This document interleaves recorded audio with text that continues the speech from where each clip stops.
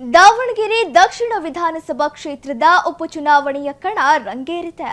ನಾಮಪತ್ರ ಸಲ್ಲಿಕೆಗೆ ಇಂದು ಕೊನೆಯ ದಿನವಾಗಿದ್ದು, ಬೆಣ್ಣೆ ನಗರಿ ಅಕ್ಷರಶಃ ಕೇಸರಿ ಹಸ್ತದ ಪಾಳಿಯಗಳ ಶಕ್ತಿ ಪ್ರದರ್ಶನಕ್ಕೆ ಸಾಕ್ಷಿಯಾಯಿತು. ಘಟಾನುಘಟಿ ನಾಯಕರ ಸಮ್ಮುಖದಲ್ಲಿ ಅಭ್ಯರ್ಥಿಗಳು ನಾಮಪತ್ರ ಸಲ್ಲಿಸಿ ಮತಬೇಟೆಗೆ ಮುಂದಡಿಯಿಟ್ಟರು. ಹಾಗಿದ್ರೆ ಕೇಸರಿ ಹಸ್ತದ ಶಕ್ತಿ ಪ್ರದರ್ಶನ ಹೇಗಿತ್ತು ಅಂತ ನಾವು ತೋರಿಸ್ತೀವಿ ನೋಡಿ. ಕೈ ಅಭ್ಯರ್ಥಿ ಸಮರ್ಥ ಪರ ಸಿಎಂ ಡಿಸಿಎಂ ರೋಡ್ ಶೋ.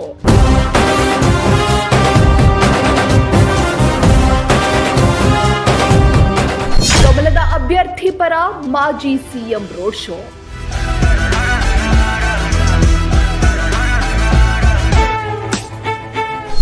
ದಕ್ಷಿಣಾಧಿಪತಿಯಾಗಲು ಎರಡು ಪಕ್ಷದ ಭರ್ಜರಿ ಶಕ್ತಿ ಪ್ರದರ್ಶನ.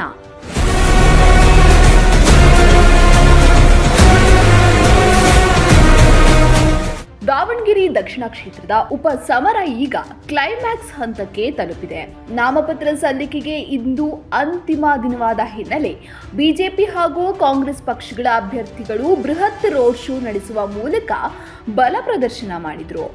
ಹಳೆ ದಾವಣಗೆರೆಯ ದುಗ್ಗಮ್ಮ ದೇವಸ್ಥಾನದಿಂದ ಎರಡೂ ಪಕ್ಷಗಳ ಅಭ್ಯರ್ಥಿಗಳು ಪ್ರತ್ಯೇಕವಾಗಿ ಪೂಜೆ ಸಲ್ಲಿಸಿ ರೋಡ್ ಶೋ ಆರಂಭಿಸಿದರು. ಕಾಂಗ್ರೆಸ್ ಅಭ್ಯರ್ಥಿ ಸಮರ್ಥ ಮಲ್ಲಿಕಾರ್ಜುನ್ ಪರ ರಾಜ್ಯದ ಮುಖ್ಯಮಂತ್ರಿ ಸಿದ್ದರಾಮಯ್ಯ ಹಾಗೂ ಉಪಮುಖ್ಯಮಂತ್ರಿ ಡಿಕೆ ಶಿವಕುಮಾರ್ ಫೀಲ್ಡ್ಗೆ ಇಳಿದಿದ್ರು. ಇನ್ನು ಸಮರ್ಥ ತಂದೆ ಸಚಿವ ಎಸ್ ಮಲ್ಲಿಕಾರ್ಜುನ್, ತಾಯಿ ಸಂಸದೆ ಪ್ರಭಾ ಮಲ್ಲಿಕಾರ್ಜುನ್ ಕೂಡ ಪುತ್ರನಿಗೆ ಸಾಥ್ ನೀಡಿದ್ರು. ಸಿಎಂ ಸಿದ್ದರಾಮಯ್ಯ, ಡಿಕೆ ಶಿವಕುಮಾರ್ ಖುದ್ದು ಅಭ್ಯರ್ಥಿ ಜೊತೆ ಚುನಾವಣಾ ಆಯೋಗದ ಕಚೇರಿಗೆ ತೆರಳಿ ಸೂಚಕರಾಗಿ ಸಹಿ ಹಾಕಿ ಬೆಂಬಲ ನೀಡಿದ್ರು.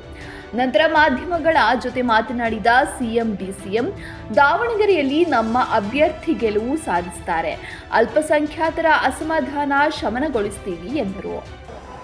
ನಮ್ಮ ಮೇಲೆ ನಂಬಿಕೆ ಇಟ್ಕೊಂಡಿದ್ದಾರೆ, ನಾವು ಕಾರ್ಯಕ್ರಮಗಳ ಮೇಲೆ ನಂಬಿಕೆ ಇಟ್ಕೊಂಡಿದ್ದಾರೆ.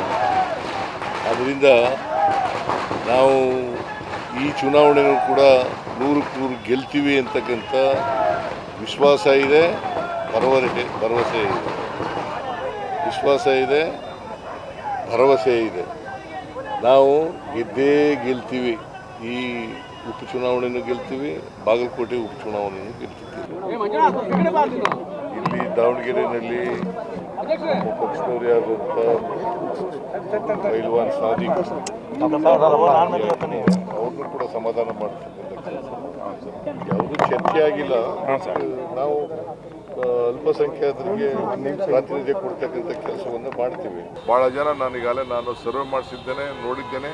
ಒಳ್ಳೆ ಹಂತದಿಂದ ನಮ್ಮ ಅಭ್ಯರ್ಥಿ ಸಮರ್ಥ ಅವರು ಗೆಲ್ತಾರೆ ಅನ್ನೋ ಒಂದು ವಿಶ್ವಾಸ ಇದೆ. ನೀವು ಮಾಧ್ಯಮದವರು ಕೂಡ ನಮಗೆ ಹೆಚ್ಚಿಗೆ ತಾವೆಲ್ಲ ಗಮನಿಸಬೇಕು. ತಮ್ಮದು ಒಂದು ಸಮಸ್ಯೆನ ನಮ್ಮ ಸ್ಥಳೀಯ ಮಾಧ್ಯಮದವರು ಒಂದು ಅರ್ಜಿಯನ್ನು ಮುಖ್ಯಮಂತ್ರಿಗಳಿಗೆ ನನಗೆ ಕೊಟ್ಟಿದ್ದಾರೆ.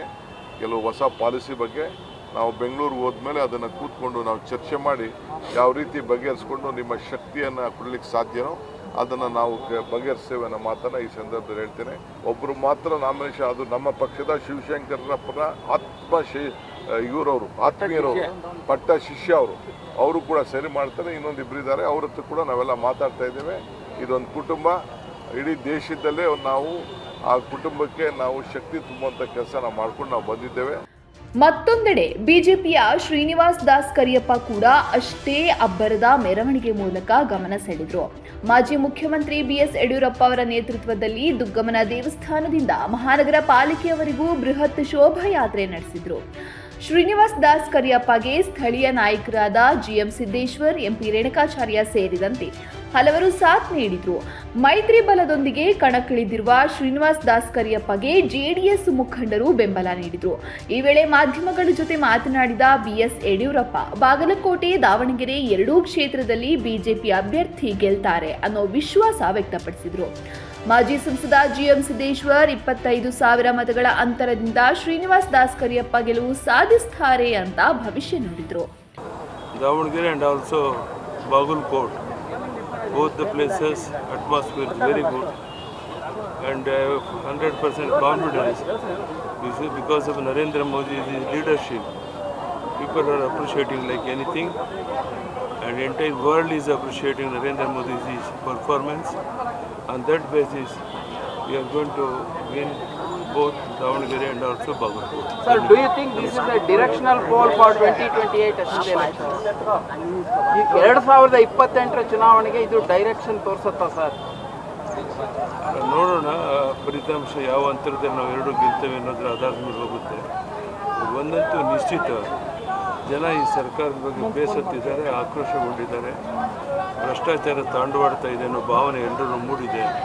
ಅಭಿವೃದ್ಧಿ ಕಾರ್ಯಗಳು ನಿಂತಿದೆ. ಇದೆಲ್ಲಕ್ಕೂ ಸಹ ಜನ ತಕ್ಕ ಉತ್ತರವನ್ನು ಕೊಡುವಂಥ ಒಂದು ಅವಕಾಶ ಎರಡೂ ಕ್ಷೇತ್ರದಲ್ಲಿ ಸಿಕ್ಕಿದೆ. ಇವತ್ತು ಮೆರವಣಿಗೆಯಲ್ಲಿ ನಾಮಪತ್ರವನ್ನು ಸಲ್ಲಿಸಿದ್ದೀವಿ.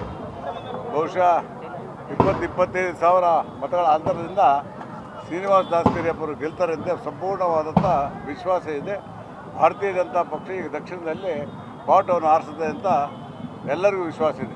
ಸರ್, ನಿಮ್ಮ ಸ್ನೇಹಿತರು ಯತ್ನಾಳ್ ಅವರು ಡಮ್ಮಿ ಕ್ಯಾಂಡಿಡೇಟ್ ಹಾಕಿದಾರಲ್ಲ ಬುಕ್ ಆಗಿ ಅಂತ ಹೇಳ್ತಾ ಇದ್ದಾರೆ. ನೋಡಿ, ಯಾರೋ ಹೇಳಿದ್ದು ಏನು ಕೇಳಬೇಡಿ.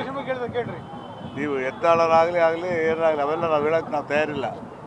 ಡಮ್ಮಿ ಕ್ಯಾಂಡಿಡೇಟ್ ನಾನು ಹಾಕಿರ್ಬೇಕು. ನಾನು ಹೇಳಿದ ಕ್ಯಾಂಡಿಡೇಟ್ ಕೂಡ ಅವ್ರು ಏನಾರು ಹೇಳ್ಬೋದು. ಅವ್ರ ಸುದ್ದಿ ನಮಗೆ ಬೇಕಾಗಿಲ್ಲ. ನಾವು ನಿಜವಾದ ಕಾರ್ಯಕರ್ತನ, ಸಾಮಾನ್ಯ ಕಾರ್ಯಕರ್ತ, ಶ್ರೀಮಂತರ ಮಧ್ಯೆ ಒಬ್ಬ ಸಾಮಾನ್ಯ ಕಾರ್ಯಕರ್ತನ ಹಾಕ್ಸಿದ್ದೀವಿ ನಾವು. ನಮ್ಮ ಸ್ಮಾರ್ಟ್ ಸಿಟಿ ಒಳಗೆ ಕೆಲಸ ಮಾಡಿದ್ದು ಬಿಟ್ಟರೆ ಇವತ್ತವರೆಗೂ ಕೂಡ ಯಾವ ಥರದ ಕೆಲಸಗಳಾಗಿಲ್ಲ. ಇವತ್ತು ಸ್ಮಾರ್ಟ್ ಸಿಟಿ ಒಳಗೆ ಕೆಲಸ ಮಾಡಿದ್ದು ನಂದು ಅಂತಾರೆ. ರೈಲ್ವೆ ಅಂಡರ್ ಬ್ರಿಡ್ಜು ಕೂಡ ಹಿಂದೆ ಸ್ಯಾಂಕ್ಷನ್ ಆಯಿತು 49 ಕೋಟಿ ರೂಪಾಯಿ. ಇವತ್ತವರೆಗೂ ಕೂಡ ಆ ಜಿಲ್ಲಾಧಿಕಾರಿಗಳು ಹೇಳಿ ಇವತ್ತು ಜಿಲ್ಲಾ ಮಂತ್ರಿ ತಡೆ ಇಡ್ತಾರೆ. ಮತ್ತು ಚಿಂದೋಡಿ ಲೀಲಾ ಸರ್ಕಲಲ್ಲೂ ಕೂಡ ನಾನು ಸ್ಯಾಂಕ್ಷನ್ ಮಾಡಿಸಿದ್ದೀನಿ ಒಂದು ಫ್ಲೈಓವರ್, ಅದನ್ನು ಕೂಡ ಇವತ್ತವರೆಗೂ ಮಾಡಿಸ್ತಿಲ್ಲ. ಬಹುಶಃ ಅದೆಲ್ಲ ಅವರ ಗಿಮಿಕ್ ಅಂತ ಕಾಣ್ತದೆ. ಇವತ್ತೆಲ್ಲ ಜಿಲ್ಲಾಡಳಿತ ಅವ್ರ ಕೈಗೊಂಬೆ ಆಗಿ ಕೆಲಸ ಮಾಡ್ತಾ ಇತ್ತು. ಒಟ್ಟಿನಲ್ಲಿ ನಾಮಪತ್ರ ಸಲ್ಲಿಕೆಯ ಕೊನೆಯ ದಿನ ದಾವಣಗೆರೆ ಎರಡೂ ಪಕ್ಷಗಳ ಶಕ್ತಿ ಪ್ರದರ್ಶನಕ್ಕೆ ಸಾಕ್ಷಿಯಾಯಿತು. ಎರಡೂ ಪಕ್ಷಗಳ ಅಭ್ಯರ್ಥಿಗಳಿಂದ ಅಧಿಕೃತವಾಗಿ ಪ್ರಚಾರದ ಕಾಳಗ ಶುರುವಾಗಲಿದ್ದು, ಮತದಾರ ಪ್ರಭು ಯಾರ ಕೈ ಹಿಡಿಯಲಿದ್ದಾನೆ ಅನ್ನೋದನ್ನ ಕಾದು ನೋಡಬೇಕಿದೆ. ಕ್ಯಾಮ್ರಾಮನ್ ರಾಕೇಶ್ ಜೊತೆ ಹನುಮಂತರಾವ್, ಒಂದ್ ಕಣ ನ್ಯೂಸ್, ದಾವಣಗೆರೆ.